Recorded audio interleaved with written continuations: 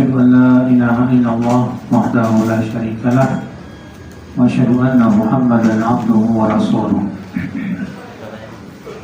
قال الله تعالى في كتابه الكريم: يا أيها الذين آمنوا اتقوا الله حق تقاته ولا تموتن إلا وأنتم مسلمون. أما بعد.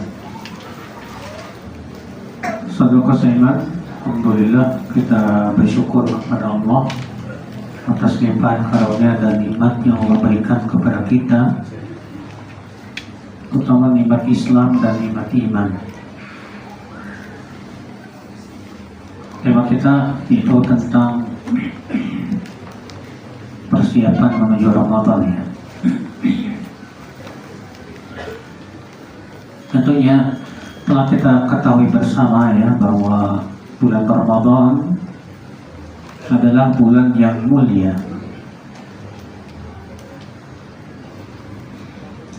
Dan tentunya amalan soleh di bulan Ramadan amalan yang luar biasa istimewa. Namun tentunya untuk menghadapi bulan Ramadan kita membutuhkan persiapan. Kenapa? Agar ibadah kita di bulan Ramadan bisa maksimal. Karena kesempatan yang agung ini, akhir Islam, ketika tidak kita maksimalkan, itu akhirnya ya bisa jadi kita pertama tidak mendapatkan pahala yang banyak, atau kita tidak mendapatkan ampunan dari Allah Subhanahu wa Ta'ala. Soalnya Rasulullah SAW mendoakan syaqiya abdun, celaka seorang hamba, dakhala alaihi syahrul Ramadan, masuk bulan Ramadan, wa kharaja minhu falam yughfar lahu. Lalu ia keluar dari bulan Ramadan ternyata tidak mendapatkan ampunan dari Allah Subhanahu wa Ta'ala. Tidak ada kesungguhan untuk betul-betul memaksimalkan bulan Ramadan. Persiapan untuk segalanya yang harus kita lakukan. Akhwan Islam, saudaraku seiman. Lalu apa saja yang harus kita persiapkan menghadapi Ramadan? Yang pertama itu belajar ilmu tentang fikih Ramadan. Kata Imam Bukhari, al-ilmu qabla al-qawli wal-amal. Berilmu sebelum berkata dan berbuat. Artinya sebelum kita beramal harus berilmu dulu, tahu dulu ilmunya. Kalau kita tidak didasarkan ilmu, sebatas beramal saja, maka akibatnya ibadah kita tidak akan diterima oleh Allah Subhanahu wa Ta'ala. Saudaraku seiman, maka harus kita pelajari tentang fikih puasa, fikih Ramadan. Yang kedua yang harus kita persiapkan akhwat Islam yaitu tazkiyatun nufus, mensucikan jiwa kita. Kenapa? Karena ketika jiwa kita tidak bersih, itu akan sangat berefek atau berpengaruh kepada ibadah. Orang yang hatinya tidak bersih, Pak, akan berakibat apa? Pertama, keikhlasannya kurang. Orang yang hatinya cinta dunia, ya, akhirnya dari sisi keikhlasan pun kurang. Sehingga niatnya yang harusnya karena Allah murni 100%, dikotori dengan niat mengharapkan dunia, niat mengharapkan pujian manusia dan yang lainnya. Ini, ya, jika hati kita tidak bersih, yang pertama yaitu keikhlasannya jadi terganggu, kotor. Yang kedua, Kalau hati kita tidak dibersihkan, saudaraku sekalian, kita tidak bisa merasakan kenikmatan ibadah. Dan kenikmatan ibadah itu ya intisari dari ibadah. Rasulullah SAW bersabda, "Salatun man kunna fihi wajada bihinna halawatal iman." Ada 3 perkara, siapa yang 3 perkara ini ada pada seseorang, maka ia akan merasakan manisnya iman. Apa sih manisnya iman itu apa, Pak? Kata Imam Nawawi, yaitu istilzazut ta'at, merasakan lezatnya ketaatan. Nah, merasakan kelezatan ketaatan ini adalah manisnya keimanan, saudaraku seiman. Kita di bulan Ramadan, ya, banyak yang tidak merasakan kenikmatan puasa, tidak merasakan kenikmatan baca Quran, tidak merasakan kenikmatan sholat tarawih. Sholat tarawih maunya cepat-cepat, bahkan ada sholat tarawih tercepat di dunia. Kenapa mau ada sholat tarawih tercepat di dunia, Afi? Itu karena tidak merasakan kenikmatan sholat.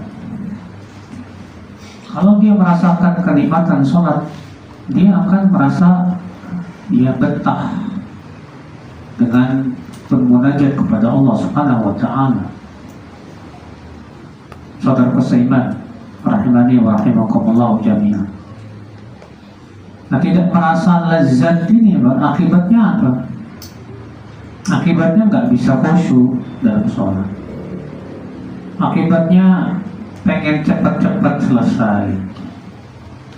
Kalau dulu salafus saleh ya, di bulan Ramadan mereka betul-betul menikmati ibadah, sehingga mereka berharap kalau Ramadan itu sepanjang tahun.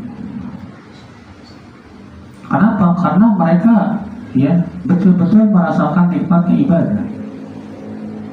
Ketika Ramadan mau berakhir, mereka malah sedih. Sementara kita pura-pura sedih, padahal dari awal udah ngitung-ngitung aja tuh, Pak. Ya.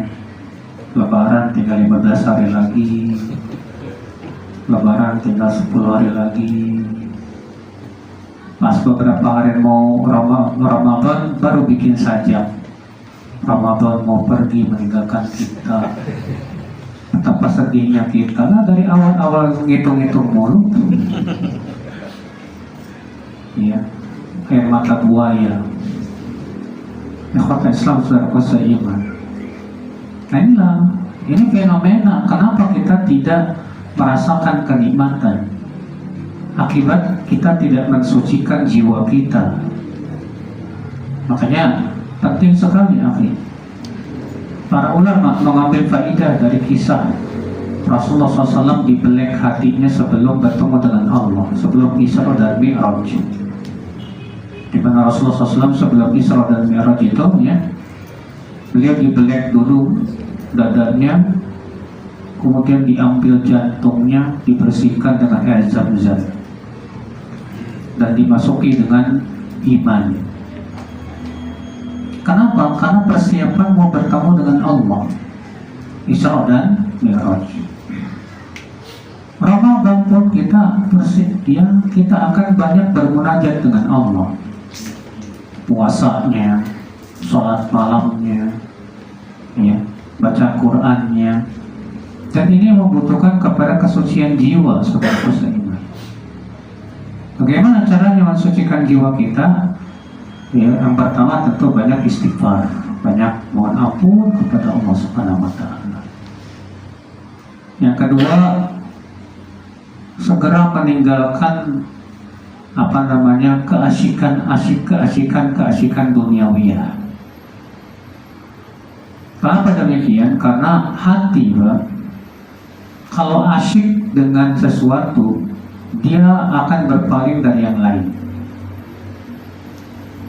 Misalnya antum, ya, selama ini asyik dengan nonton YouTube,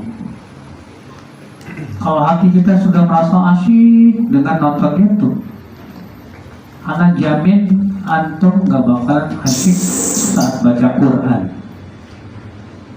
Kenapa? Karena ada yang lebih asyik dari baca Quran. Ada yang lebih nikmat di hati kita, tontonan.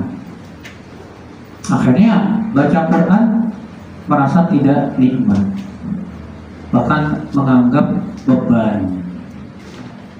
Baca Quran baru satu lembar aja udah kayak lama gitu. Sementara nonton YouTube 1 jam kok cepet banget. Kenapa tidak seperti itu, saudara Muslimin? Itu nih, hati kita sudah merasa asyik. Nah, keasikan ini mulai dikurangi, Pak. Mulai kita melatih bagaimana kita lebih asyik dengan baca Quran, lebih asyik dengan ibadah, bermunajat. Saudara Muslimin rahimani wa rahimakumullah jami'an. Ada lagi teman asyik dengan hobinya. Ada yang satu lagi asyik dengan goes, asyik dengan ini. Nah, keasikan ini mulai dikurangi aja, Pak. Iya. Sebab ketika keasikan tidak dikurangi ini, akhirnya apa? Pasti bulan Ramadan orang pada tarawih dia goes. Dan saya lihat sendiri ada sebagian ikhwan seperti itu. Orang pada tarawih dia goes, katanya biar ototnya nggak hilang, lebih milih mempertahankan otot daripada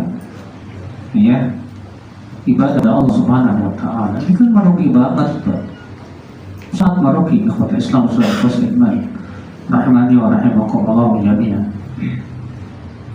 Ini ikhwan Islam.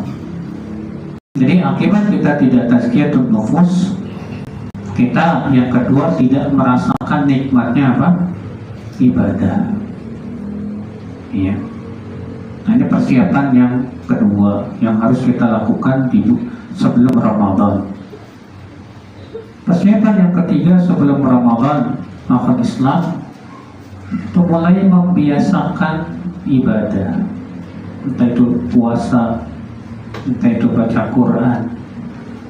Mulai dari sekarang kita biasakan. Kalau antum nggak biasa baca Quran, di Ramadan berat, Pak. Untuk mengkhatam Quran berat. Iya. Kita punya target Ramadan saya harus khatam Quran. Aib banget, Pak, kalau antum di bulan Ramadan nggak khatam Quran, itu aib, Pak.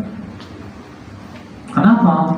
Karena Ramadan itu disebut oleh para ulama sebagai Syahrul Quran, bulannya Al-Quran. Allah berfirman, Syahrul Ramadan alladzi unzila fihi Al-Quran hudan linnas wa bayyinatin minal huda wal furqan. Bulan Ramadan yang diturunkan padanya Al-Quran. Makanya Ramadan disebut bulan Al-Quran, Masya Allah. Nah, ikhwat Islam, ya, kita targetkan nanti Ramadan kali ini saya harus khatam minimal 2 kali. Berarti 1 hari berapa? 2 juz. Gimana caranya 1 hari 2 juz? Dari sekarang berlatih. Harus ada latihan. Kalau istilahnya, kalau antum goes, kalau baru pertama kali goes 1 kilo itu udah capek, ya enggak? Tapi kalau antum udah terbiasa, mungkin antum bisa kuat tuh 60 kilo, bahkan ada yang sampai 100 kilo, biasa aja. Kenapa? Karena sudah ada persiapan, ada latihan. Nah, demikian pula kita, dari sekarang kita latihan, Pak. Baca Quran, ya. Kalau misalnya kita bisanya sehari 2 lembar, nggak apa-apa. Biasakan, ya dari sekarang. Nanti tambah lagi sehari 5 lembar, tambah lagi, karena kan satu juz kan 10 lembar, satu juz 10 lembar. Kalau antum 2 lembar aja udah keok, gimana mau satu juz? Susah ya. Makanya butuh kepada pembiasaan. Sekali lagi, dibiasakan dari sekarang umat Islam, saudaraku saya. Karena itulah memang tujuan disyariatkan Ramadan adalah supaya setelah Ramadan itu kita jadi terbiasa dengan amal kebaikan. Itu yang diharapkan gitu. Di bulan Ramadan kita puasa sebulan penuh. Setelah Ramadan kita jadi terbiasa puasa. Di bulan Ramadan kita sholat tarawih di waktu malam. Setelah Ramadan harapannya kita bisa tahajud setiap malam. Di bulan Ramadan kita dianjurkan supaya untuk mengkhatam Quran. Setelah Ramadan harapannya apa Pak? Setelah Ramadan kebiasaan ini berlanjut gitu Pak. Itu yang diinginkan oleh Islam. Makanya ya betapa indahnya ketika kita atau ketika ketaatan itu menjadi sebuah kebiasaan dalam hidup kita Pak. Kata Islam saudaraku seiman, kata Ibnu Qayyim, al-insan labudda an yataharrak. Manusia itu harus bergerak. Fa illam yuharrik fi ta'ah, jika ia tidak bergerak dalam ketaatan, dia pasti bergerak dalam kemaksiatan. Atau setidaknya dalam perkara yang tidak ada manfaatnya. Kata Islam saudaraku seiman. Nah ini ya, jadi dan sekarang kita berusaha untuk membiasakan diri, melatih jiwa kita. Kata Ibnu Taimiyah, olahraga itu ada 3. Yang pertama olahraga fisik, yang kedua olahraga jiwa, yang ketiga olahraga otak. Olahraga fisik dengan apa? Yaitu atau jogging, nge-gym, itu namanya olahraga fisik. Olahraga fisik sebanyak yang senang Pak. Yang kedua olahraga jiwa, yaitu dengan membiasakan amalan soleh, ya, membiasakan puasa, membiasakan tahajud, membiasakan baca Quran. Itu namanya olahraga apa? Olahraga jiwa. Olahraga otak itu dengan membiasakan baca buku, memahami pelajaran-pelajaran, atau belajar nahwu, olahraga otak, belajar sorof, olahraga otak, belajar ilmu tafsir, ilmu hadis, itu namanya olahraga apa? Olahraga otak. Ketiga olahraga ini tiga-tiganya penting. Yang pertama olahraga fisik penting. Nabi SAW suka olahraga fisik, suka. Nabi SAW kadang pagi-pagi jalan-jalan ke kota Madinah, berkeliling, melihat keadaan. Iya. Ya, Islam saudaraku seiman. Kadang Rasulullah SAW balapan lari sama Aisyah. Itu olahraga apa? Fisik. Nah, kita jangan sampai olahraga fisiknya kuat, olahraga jiwanya lemah, olahraga otaknya apalagi. Ya, semua 3 perkara harus seimbang, Pak.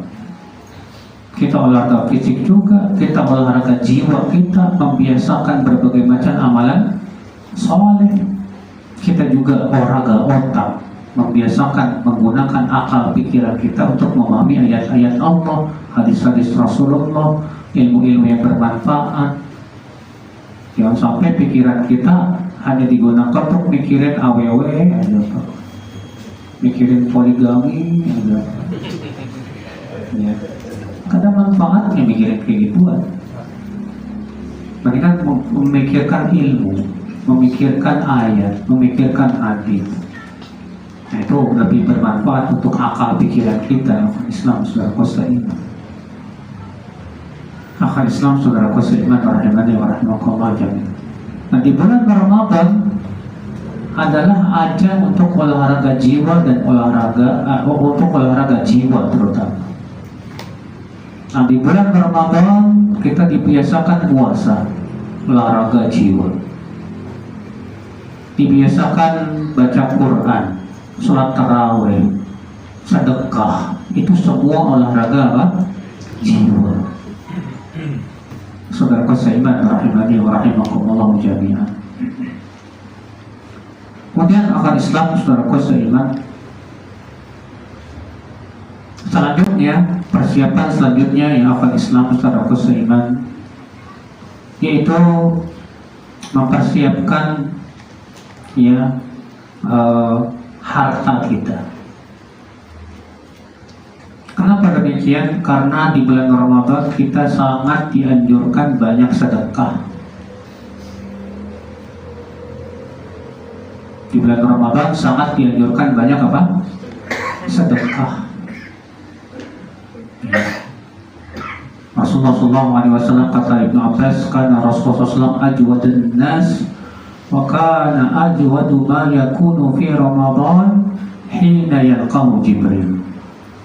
Adalah Rasulullah SAW manusia yang paling dermawan, dan beliau lebih dermawan lagi kapan? Di bulan Ramadan, saat bertemu dengan Jibril. Wa kana yalqahu fi kulli lailatin min Ramadan. Dan Rasulullah SAW bertemu dengan Jibril setiap malam bulan Ramadan. Fayudarisul Quran. Untuk apa? Untuk tadarus Al-Quran, mempelajari Al-Quran. Malah Rasulullah SAW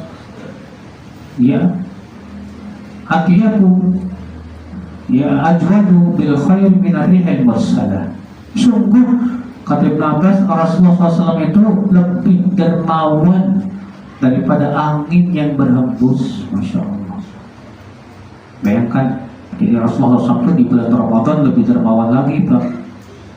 Maka kita persiapkan nih, persiapkan di bulan Ramadan harta agar kita banyak bersedekah.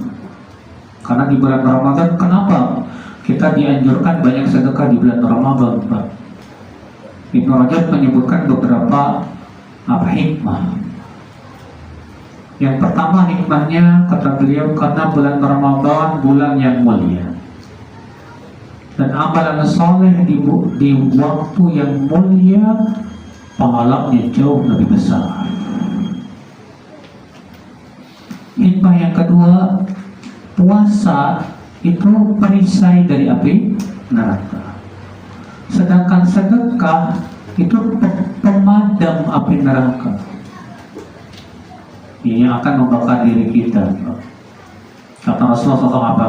As-sadaqah tudfi'ul khati'ah kama yudfi'ul ma'un nar. Sedekah itu bisa memadamkan apa? Dosa, sebagaimana air memadamkan apa? Api. Maka kalau kita punya perisainya apa? Puasa. Itu perisai dari api neraka. Kalau kita punya pemadamnya, maka akan semakin lebih kuat, Bapak sekalian. Di antara hikmahnya kenapa kita disuruh banyak sedekah di bulan Ramadan?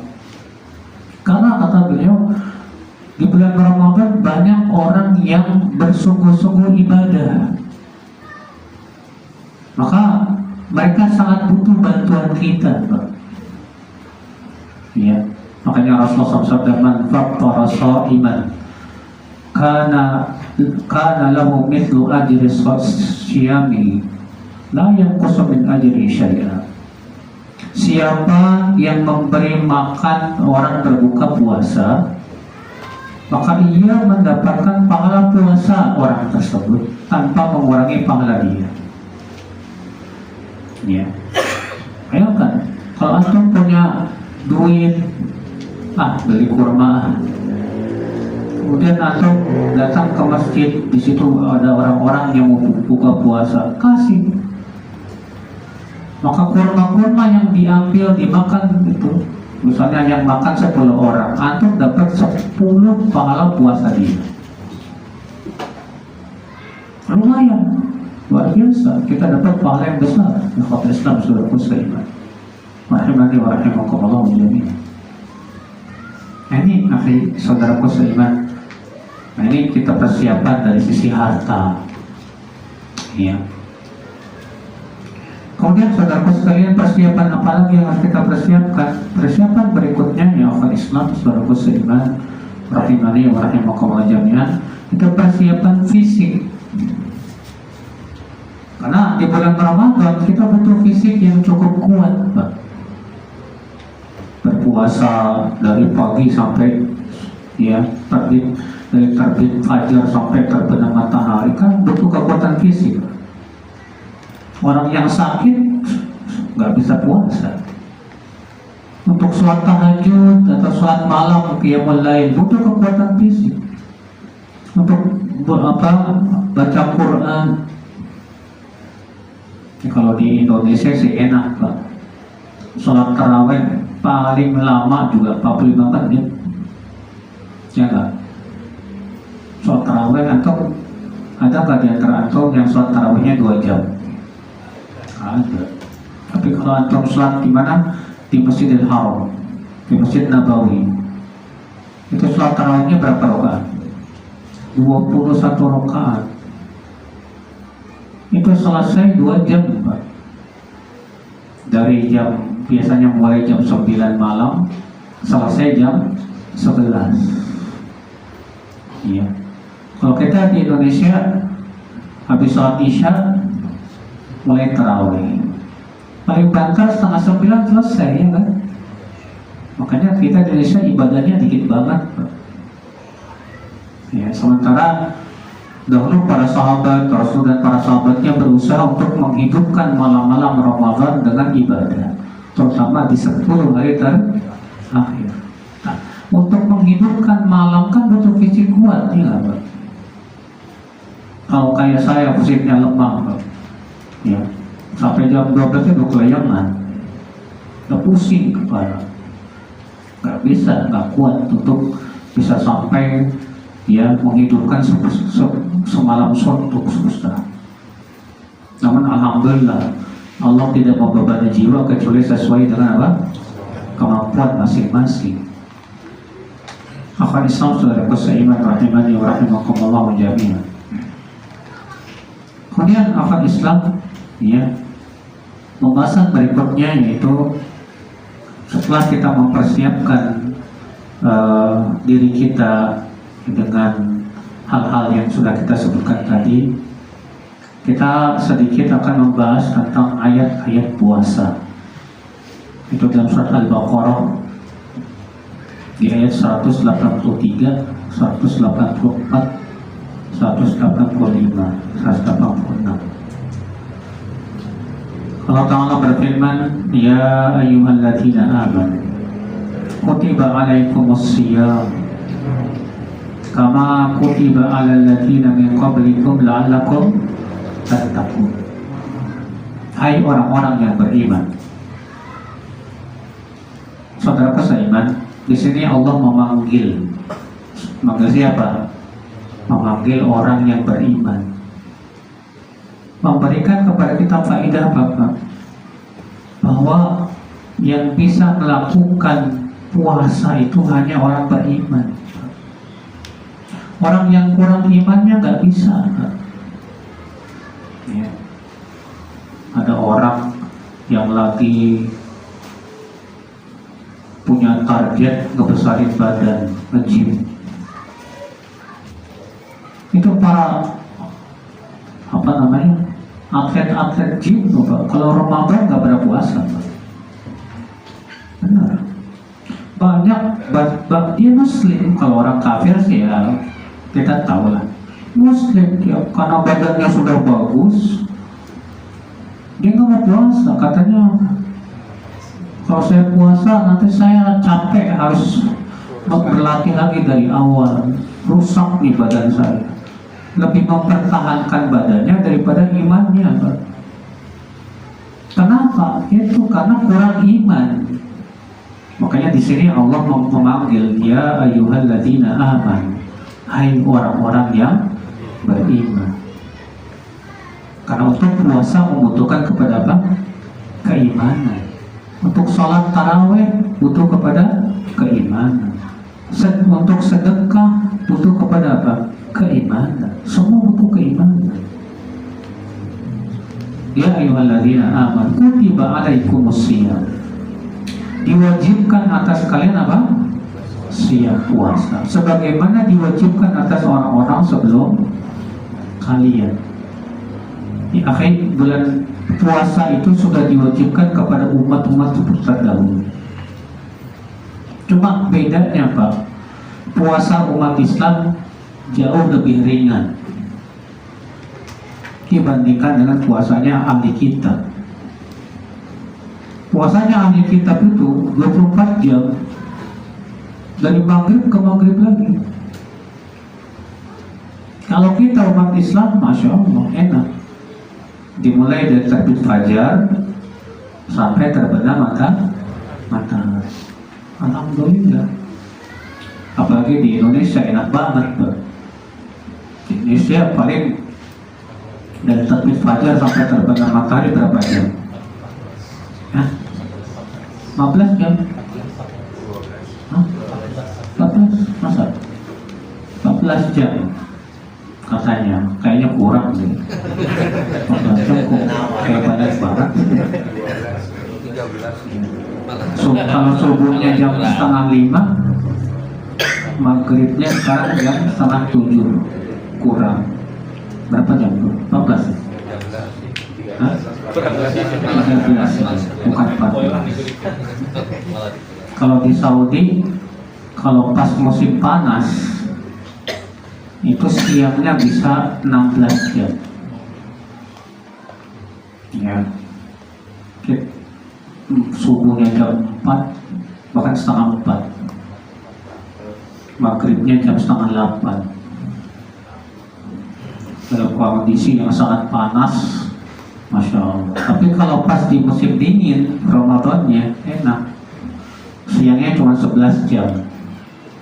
Saya selama kuliah 4 tahun itu kok, alhamdulillah Ramadannya musim dingin terus.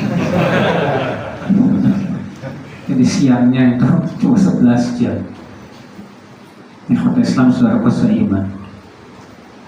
Nah, puasanya umat Islam itu enak, alhamdulillah, paling ringan. Karena syariat Nabi kita, Nabi Muhammad SAW, syariat Islam itu syariat yang paling ringan dibandingkan dengan syariat-syariat yang Allah syariatkan kepada orang-orang sebelum kita. Alhamdulillah. Ya. Kutiba alaikumusiyam kama kutiba alal ladzina min qablikum la'allakum. Nah, ini dia tujuan disyariatkannya apa? Puasa. Tujuan disyariatkannya puasa itu supaya menimbulkan ketakwaan. Makanya kalau ada orang bertanya, Ustadz, apa sih tandanya puasa kita diterima sama Allah? Apa tandanya Ramadan kita diterima sama Allah? Jawabannya ayat ini. Allah mengatakan la'allakum tattaqun. Artinya tujuan disyariatkannya puasa itu supaya kamu bertakwa. Berarti tanda orang yang Ramadannya diterima, setelah Ramadan semakin bertakwa, semakin dekat kepada Allah Subhanahu wa ta'ala. Nah, ini tanda orang yang diterima insyaallah biiznillah. Makanya Allah berfirman, innama yataqabbalu Allahu minal muttaqin. Sesungguhnya Allah hanyalah menerima ibadah dari orang yang bertakwa saja. Saudara seiman. Ya.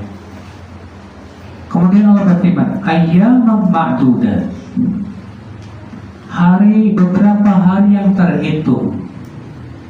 Kenapa Allah mengatakan begini, Pak? Beberapa hari yang terhitung, kata Syekh Utsaimin, ini seakan-akan Allah ingin menghibur bahwa Ramadan itu cuma beberapa hari yang terhitung, gak lama. Makanya Pak, di antara perkara yang membuat kita bisa melakukan sesuatu itu kita memberikan kesan di hati kita bahwa ini mudah. Kalau belum apa-apa kita berpikir berat. Nah, biasanya Pak, kita mau melakukannya juga berat. Ya tidak? Iya. Makanya di akal Islam seakan Allah katakan ayyaman ma'dudat, hari-hari yang terhitung. Sebentar. Iya. Kalau antum ngitungin terus malah lama jadi apa? Baru hari pertama udah dihitung. Lebaran 29 hari lagi. Atau kalau ngitung-ngitung kerasa berat, Pak, benar, lama gitu. Tapi kalau antum nikmati dengan ibadah, dengan ini, itu nggak kerasa. Apalagi zaman sekarang.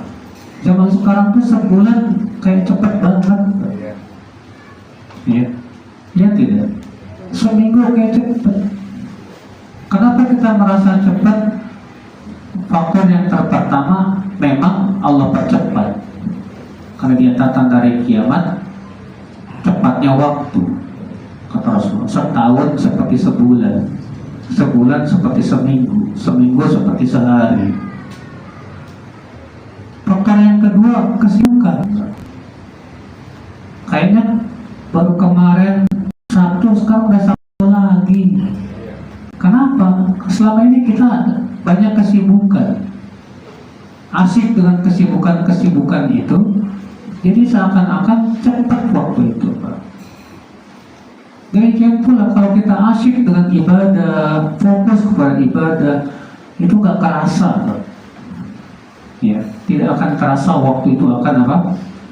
Begitu cepatnya. Sifat Islam saudara seiman. Maka Allah katakan ayyaman ma'dudat, hari-hari, beberapa hari yang terhitung. Faman kana minkum maridan aw 'ala safarin fa'iddatun min ayyamin ukhra. Siapa di antara kalian yang sakit atau safar bepergian, lalu ia tidak berpuasa, hendaklah ia mengganti dengan hari-hari yang lain. Allah mengatakan siapa di antara kalian yang sakit kayak gimana nih? Itu sakit yang kalau kita puasa dikhawatirkan akan semakin berat puasa apa sakit kita. Adapun kalau sakitnya ringan tetap puasa. Cuman sariawan dikit aja nggak mau puasa. Kata Allah sakit kan boleh nggak puasa. Kita katakan itu sakit yang dikhawatirkan kalau kita puasa malah menambah apa? Menambah sakit, malah memberatkan kita. Ya. Satu, musafir tidak wajib puasa Ramadan. Atau pergi ke Bandung, wajib puasa? Tidak wajib. Namun terjadi perselisihan para ulama.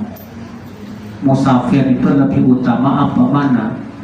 Musafir lebih utama puasa atau lebih utama berbuka? Ya. Para ulama memberikan perincian pertama. Kalau puasa itu memberatkan kita saat safar, maka yang lebih utama gak usah puasa. Keadaan yang kedua, kalau puasa itu membahayakan kita saat safar, dikhawatirkan misalnya dehidrasi dan yang lainnya, maka jelas sangat dianjurkan berbuka puasa. Keadaan yang ketiga, kalau puasa kita tidak membahayakan diri kita saat safar, biasa aja. Nah ini yang menjadi perselisihan. Apakah lebih baik dia berbuka atau yang lebih baik dia berpuasa? Sebagian ulama mengatakan lebih baik dia berbuka. Alasannya apa? Karena itu rukhsah. Sedangkan Allah suka agar rukhsahnya didatangi. Sebagai dalam hadis begitu, innallaha yuhibbu an tu'ta rukhsatuhu.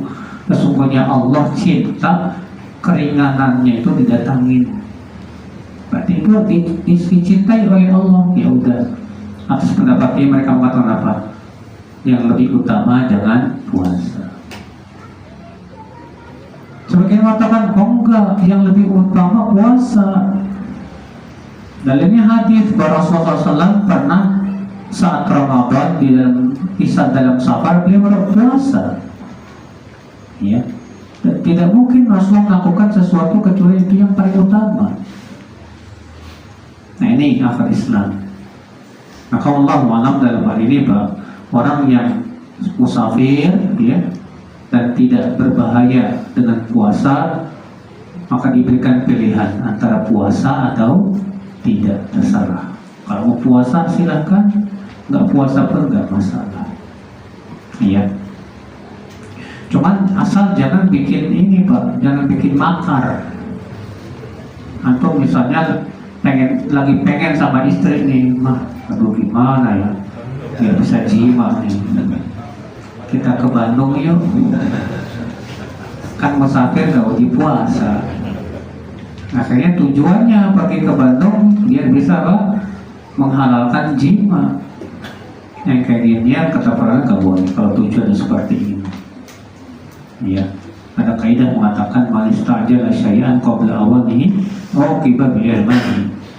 Siapa yang tergesa-gesa melakukan suatu perbuatan sebelum waktunya, diberikan sanksi, dia tidak boleh melakukannya.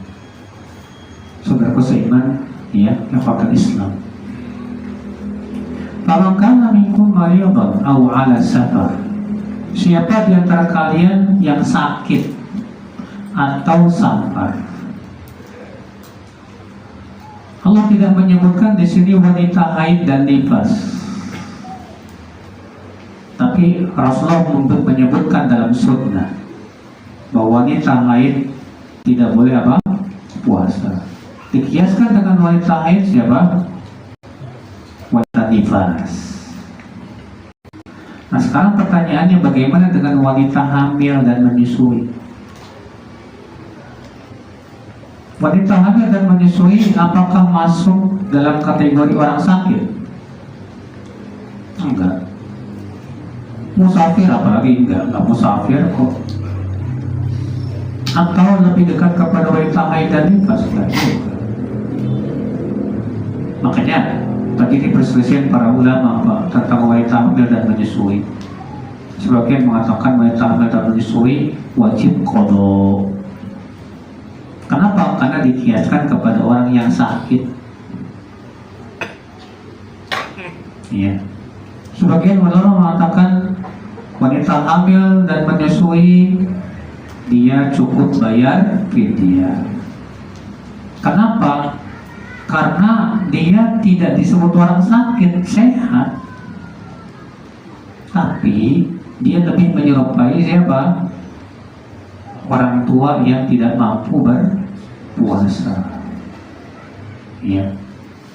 Makanya seperti ini, makanya ini fatwa Ibnu Abbas, Ibnu Umar mengatakan bahwa wanita hamil dan menyusui cukup membayar apa?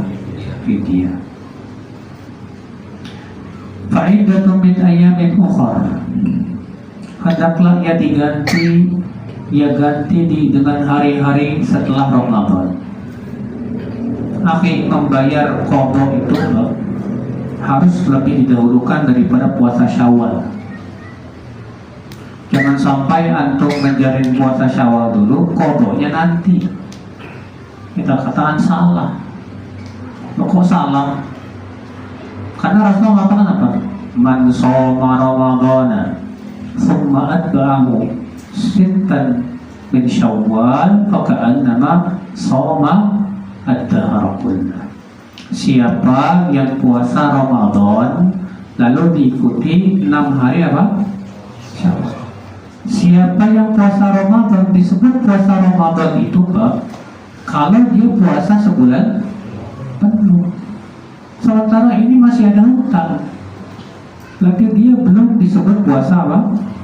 Ramadan. Jadi kalau antum mau puasa 6 hari Syawal, bayar dulu hutangnya.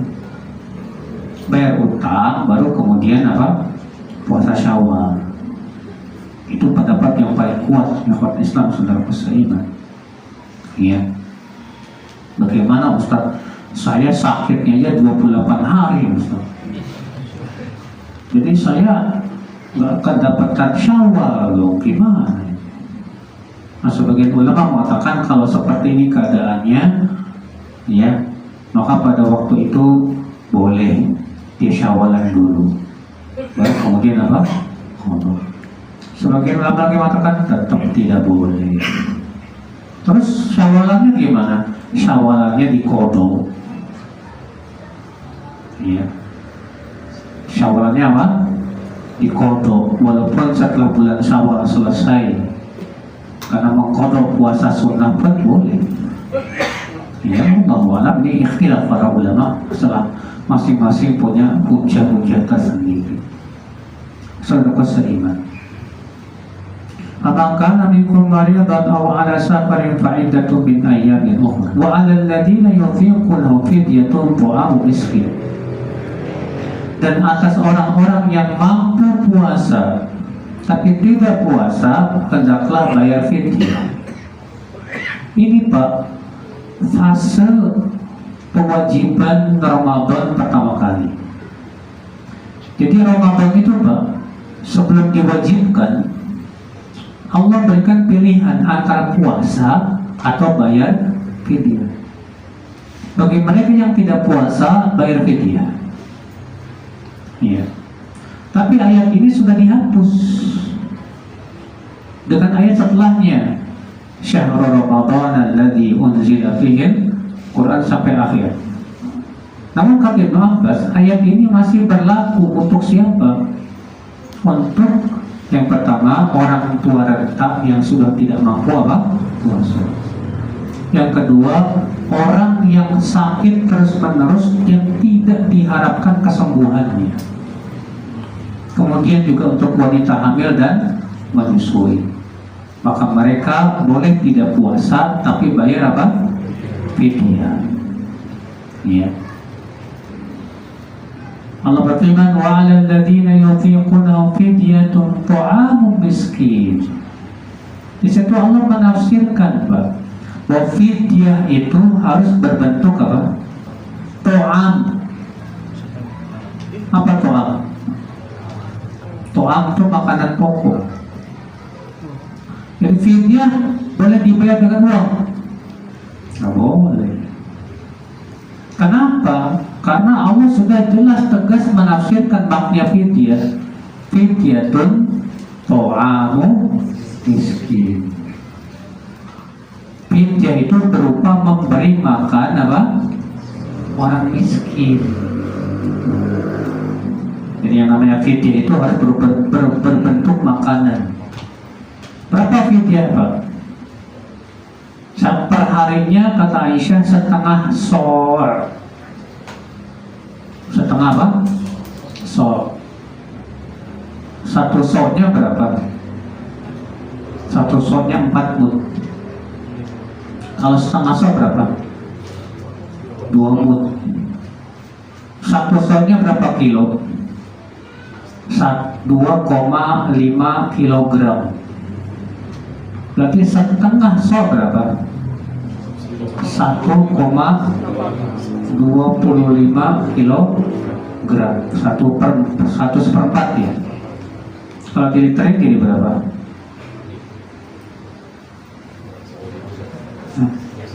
1 kilo berapa liter? Ada yang tahu? 1 kilo berapa liter?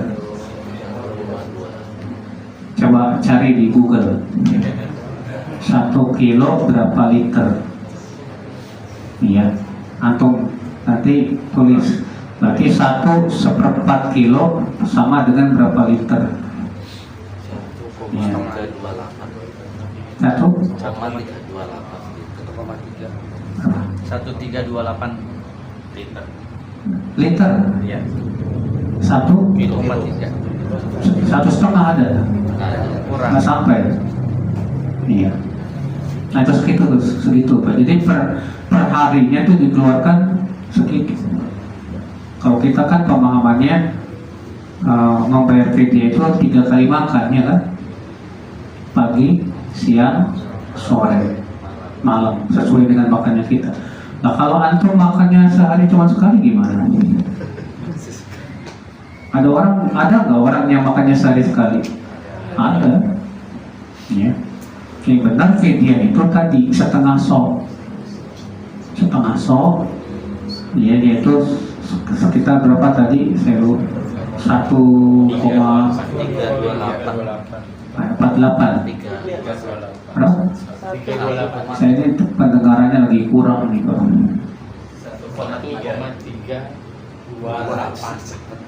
1,328.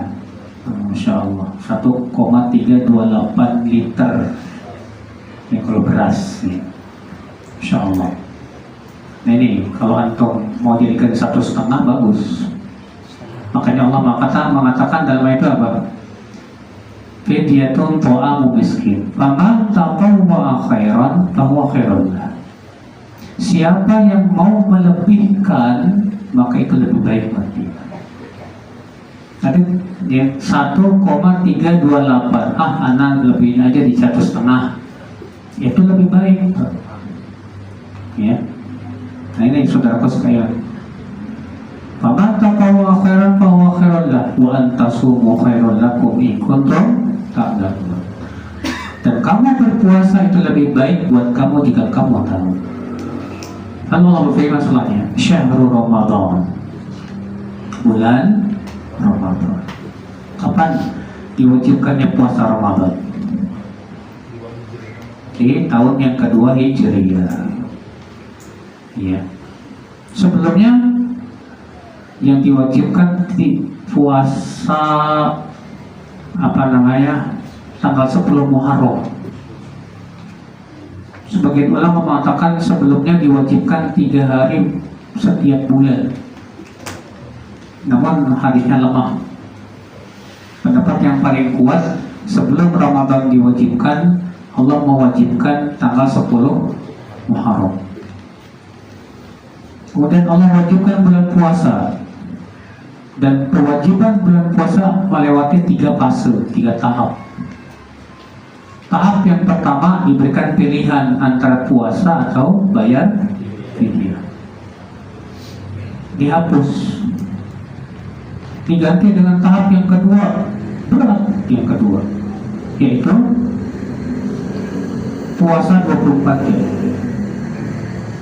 Seseorang kalau udah maghrib nih, selama dia belum tidur masih boleh makan. Tapi kalau dia udah tidur, udah nggak boleh makan lagi. Pernah suatu ketika ada seorang sahabat pas buka puasa nggak dapat makanan, nanya ke istrinya ada makanan nggak ada. Yaudah sebentar ya, saya mau cari makanan dulu. Pergilah istrinya cari makanan. Pas pulang udah tidur suaminya. Ya Allah. Sementara kalau tidur nggak boleh makan lagi sampai maghrib berikutnya. Pas siangnya pingsan.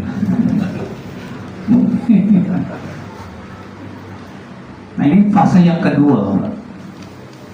Kemudian dihapus lagi oleh Allah. Masuk fase yang ketiga, yaitu berpuasa dari semenjak terbitnya matahari, terbitnya fajar sampai terbenam matahari. Dan ini sampai hari ini. Ini 3 fase diwajibkannya bulan Ramadan. Syahrul Ramadan alladzi unzila fihi al-Qur'an. Bulan Ramadan yang diturunkan padanya Al-Quran. Kapan Al-Quran turun? Banyak di antara kita punya keyakinan bulan Ramadan Al-Quran turun itu pada malam 17. Ya. Makanya malam 17 disebut dengan malam apa? Nuzulul Quran. Ya. Namun ini pendapat lemah. Pendapat yang paling kuat itu yang ditunjukkan oleh sebuah hadis yang diasahkan oleh Syekh Al-Albani. Unzilal Quran, ya, Al-Quran itu turun li 24 khalawna min Ramadan. Itu pada 24 hari lewat dari bulan Ramadan. 24 hari lewat dari bulan Ramadan. Berarti malam apa itu? Malam 25. Iya. Nah, kemudian Rasulullah menganjurkan kita untuk mencari Lailatul Qadar di malam-malam ganjil. Malam 21, malam 23, malam 25, malam 27, malam 29. Jadi bukan malam 27, bukan malam 17, bukan. Ya. Ikhwan Islam saudaraku sekalian. Yang diturunkan malam itu di bulan Ramadan Al-Quran.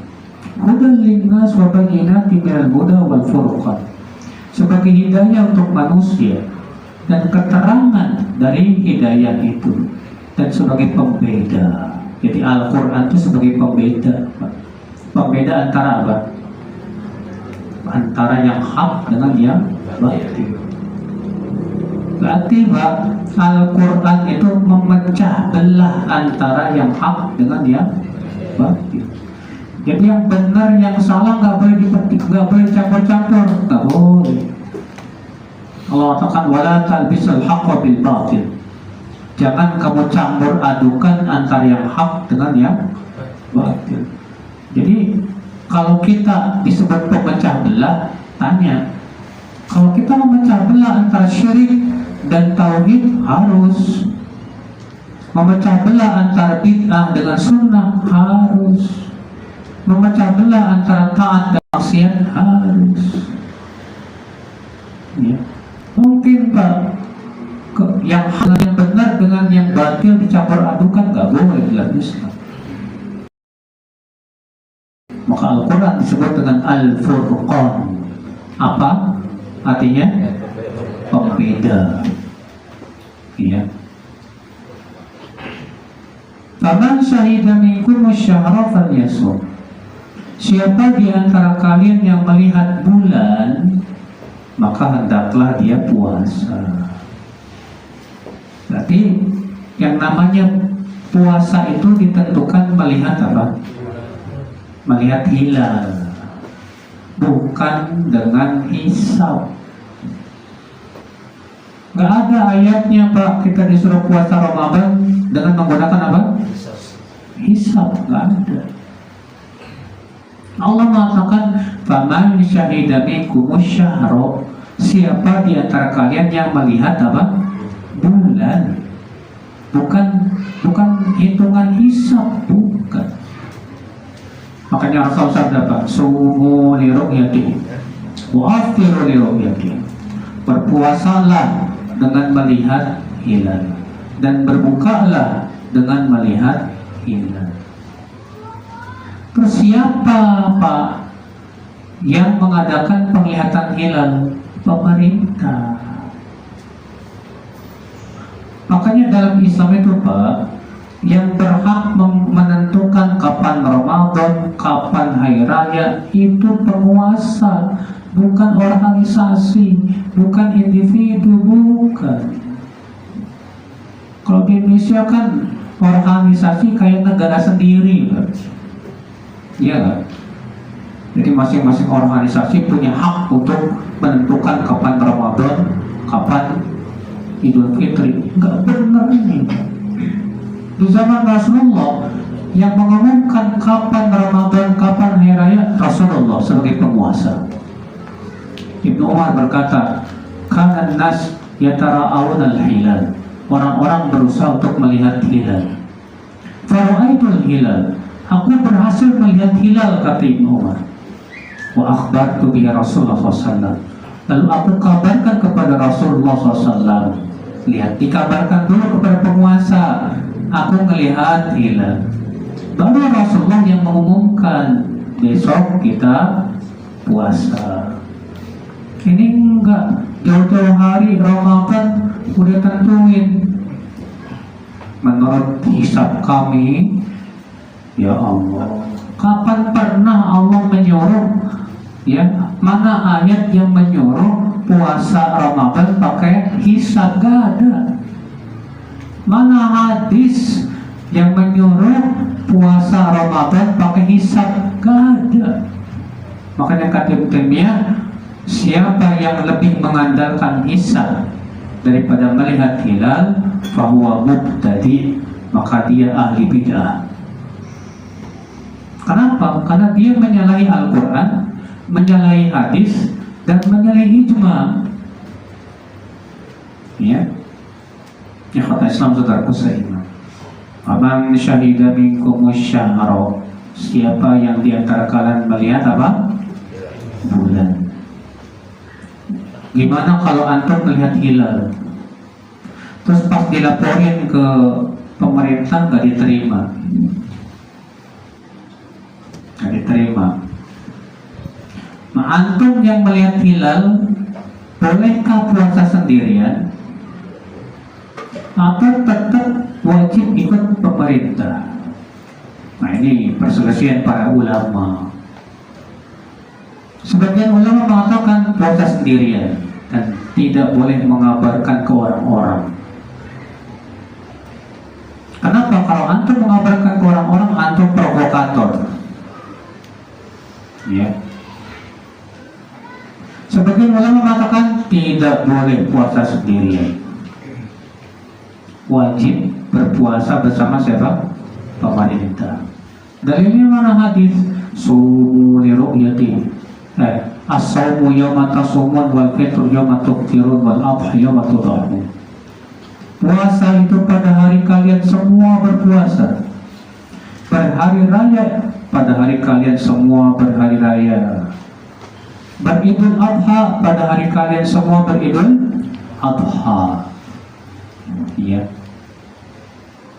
Terlebih Allah menyebutkan di situ, siapa di antara kalian yang melihat syahar. Syahar itu dari kata istihar, masyhur. Kalau cuma antum yang ngelihat belum masyhur namanya, Pak. Ya. Nah, saudara seiman rahimani wa rahimakumullah jami'an.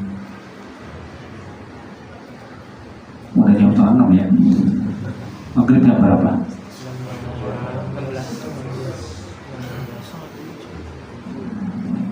Baik, saya kira cukup dulu ya. Kita buka ini pertanyaan. Bolehkah jima di malam hari bulan Ramadan? Boleh. Allah berfirman, "Uhilla lakum lailatas siyami rafathu ila nisaikum." Dihalalkan di malam-malam Ramadan untuk berbuat rafas, bersetubuh dengan istri-istri kalian. Waktunya sampai jam berapa? Boleh jima sampai jam berapa katanya? Emang jima berapa jam itu? Ya. Jangan mepet-mepet mau terbit fajar Pak. Nggak boleh. Ya.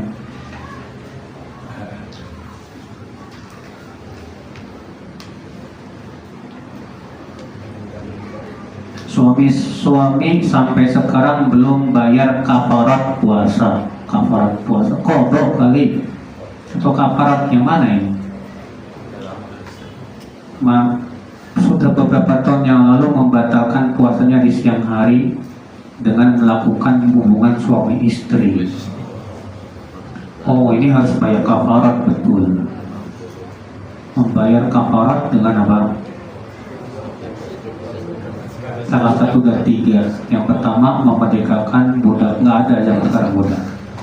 Yang kedua, memberi makan 60 fakir miskin. Kalau nggak bisa juga, maka berpuasa 2 bulan berturut-turut. Lumayan gitu. Ya.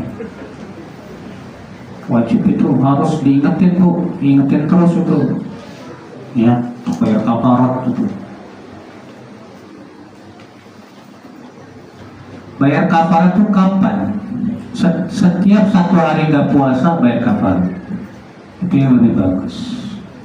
Tapi boleh juga kata para ulama disekaliguskan.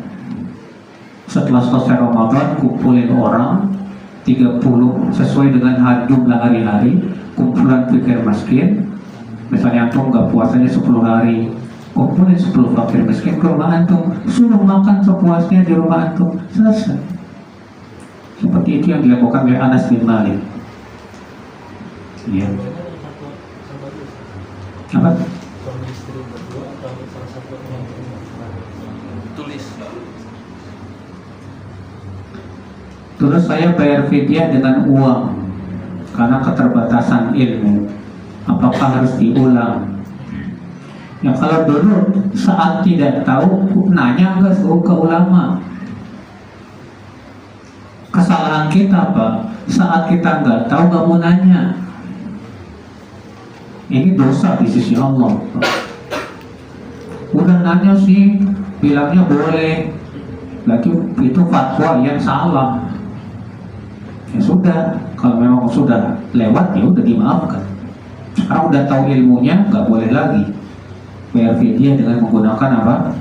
Uang.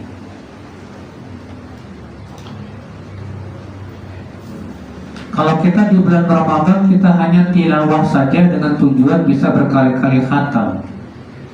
Memang kalau kita melihat perbuatan salafus soleh, Pak, kebanyakan salafus soleh di bulan Ramadan itu lebih mengutamakan banyaknya khatam, memperbanyak apa? Khatam. Iya. Tapi kalau antum ada satu waktu, misalnya setengah jam aja untuk tadabbur Al-Quran lebih bagus. Ya.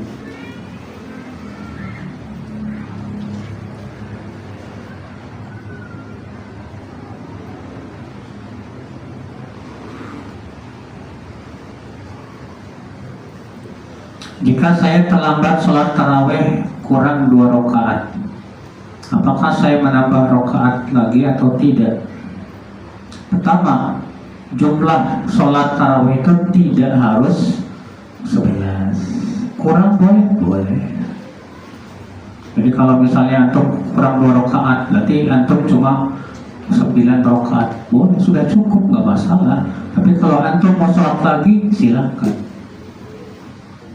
Iya. Setelah sholat witir bersama imam selesai, ya, antum sholat lagi 2 rakaat. Boleh, nggak apa-apa.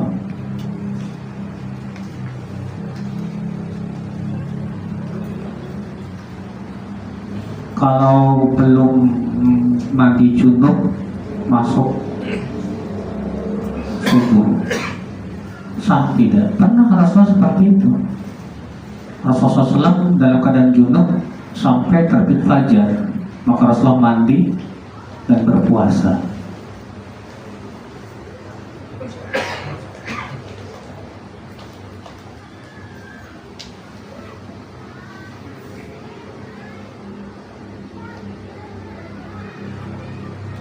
Anak menyusui anak usia 22 bulan. 22 bulan itu sudah sangat mencukupi, Ibu. Ya.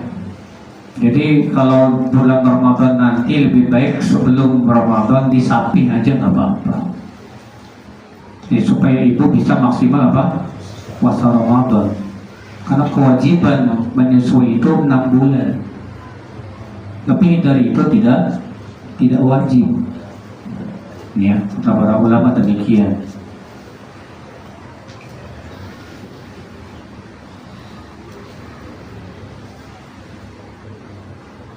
Jika hampir tiap 2 tahun hamil, sehingga hutang puasanya banyak banget 60 hari, gimana mau kodonya ya Ustaz?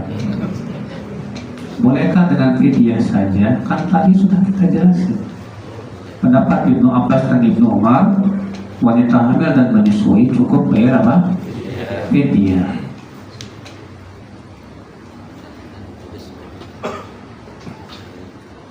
sholat sunnah sebelum asar 4 rakaat atau 2 rakaat, boleh keduanya. Nabi mengatakan rahimahullahu mar'an sholat qabla al-asri arba'an. Semoga Allah merahmati orang yang sholat sebelum asar 4 rakaat. Tapi itu jangan dirutinkan. Kenapa? Karena Nabi tidak pernah merutinkan qabla asar. Ya.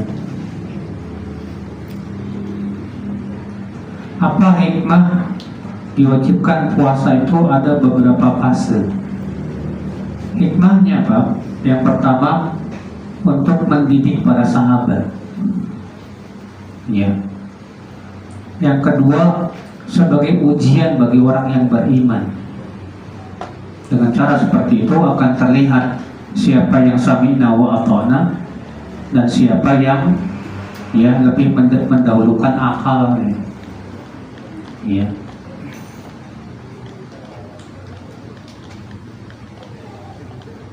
Mendekati pasangan saat puasa Ramadan itu dibolehkan.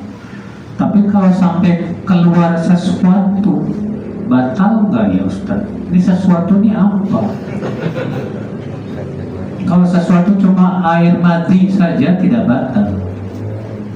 Tapi kalau keluar air mani, ya, maka ini bisa batal. Ya.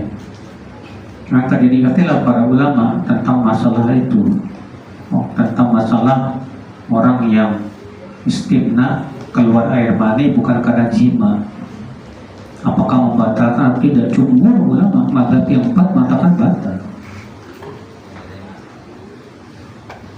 Bagaimana tahapan mendidik anak berpuasa?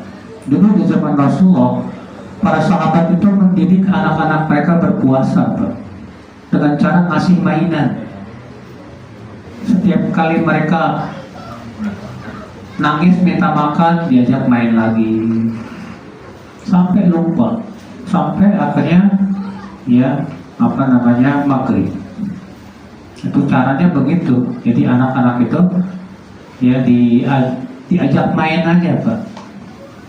Diajak main apa kek, jadi dia lupa kan. Keasikan dengan mainan-mainan itu membuat dia akhirnya kuat untuk apa? Berpuasa. Bismillah.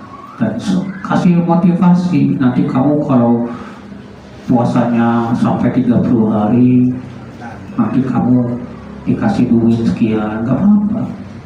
Ya. Ada demikian, tidak lagi pertanyaan. Subhanallah bihamdik, asyhadu an la ilaha illa anta, astaghfiruka wa atubu ilaik. Assalamualaikum warahmatullahi wabarakatuh.